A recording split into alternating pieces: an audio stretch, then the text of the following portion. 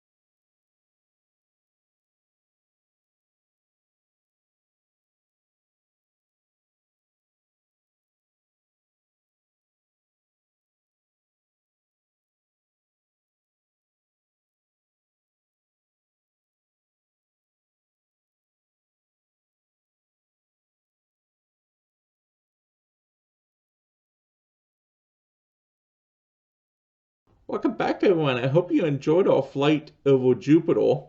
Next, let's hear what sound Jupiter makes.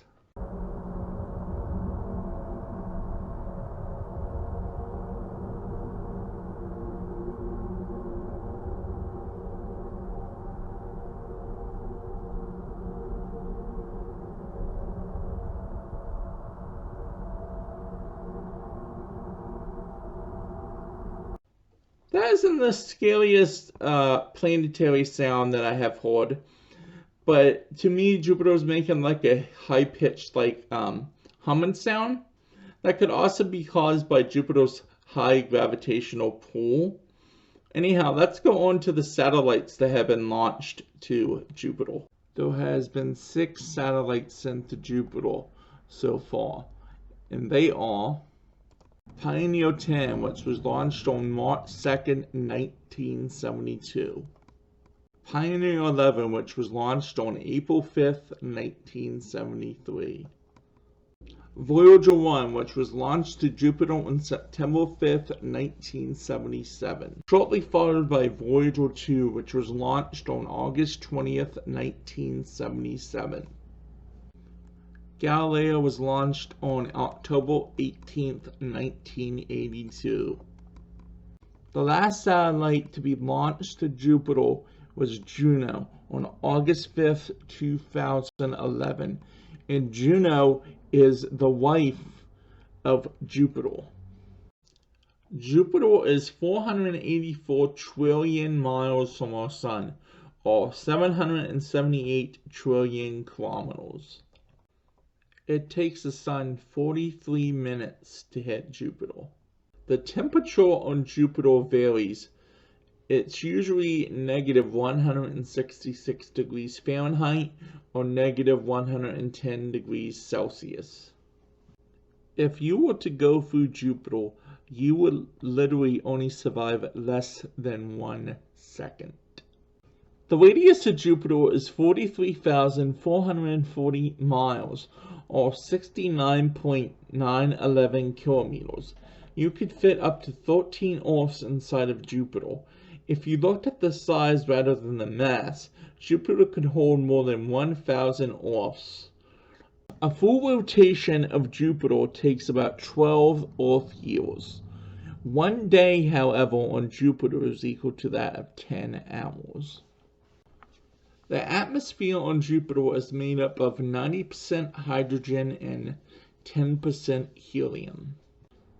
Jupiter was discovered by Galileo on January 7th, 1610. Jupiter was named after the Roman king of the gods. Jupiter has 80-some known moons. Only 53 of them have actually been named. But I'm not going to do all the moons of Jupiter. That would take too long. I'm only going to do the top 4 moons of Jupiter. Io is an interesting moon because it has active volcano eruptions going on. And also another fun fact is it's actually the most volcanically active planet or moon out of the whole solar system. Io was actually named after the first priestess of Hera. The moon, Europa, was named after a Phoenician princess who was one of the many lovers of Zeus. The moon Ganymede is the largest moon of Jupiter and was named after the official cupbearer of Zeus. The moon Callisto is named after one of Zeus's many lovers. And an interesting fact here, the largest crater on Callisto is named after Valhalla. Now let's get into the pagan aspect of Jupiter. The Roman god Jupiter is known as King of the Gods.